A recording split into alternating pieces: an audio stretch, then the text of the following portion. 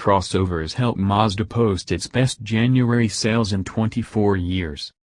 Mazda's 2017 ended on a bit of a flat note. It wrapped up the year with 2.8% fewer U.S. sales than 2016, and 8 of the 12 months slower month-over-month. But 2018 is off to a much brighter start, with the company having its best January sales month since 1994, with just under 25,000 cars sold.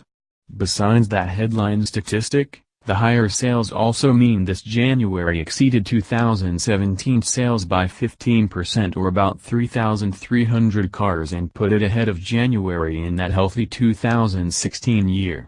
Compared with this past December, though, sales are down about 2,000 cars. The gains are entirely due to the success of Mazda's crossover SUVs. The CX-5 was the best of the best, with a month-over-month gain of over 66%.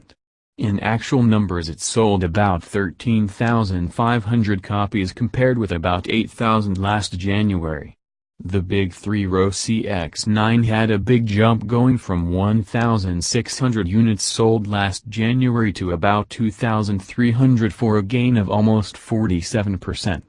Even the little CX-3 saw a small gain between the two Januaries, going from about 1,200 to 1,350 sales.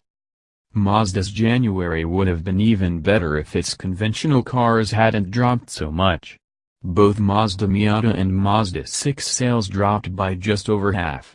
The Mazda dropped from 3,300 sales to just under 1,600, and the Miata dropped from a little over 900 to a little over 400.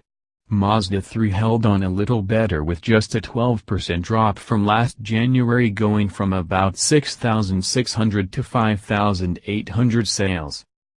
The lopsidedness of these sales isn't all that surprising. Crossovers have been a boon to loads of manufacturers. For example, Mitsubishi had in 2017 full of sales improvements, with the company finally breaking 100,000 units for the first time in years, and it was all because of improving crossover sales. January sales also continue an unfortunate downward trend for Mazda's cars, with both the Mazda 6 and Mazda 3 having month-over-month declines every single month since February. It will be interesting to see if the new turbocharged engine option on the Mazda 6 will improve sales of the sedan later this year.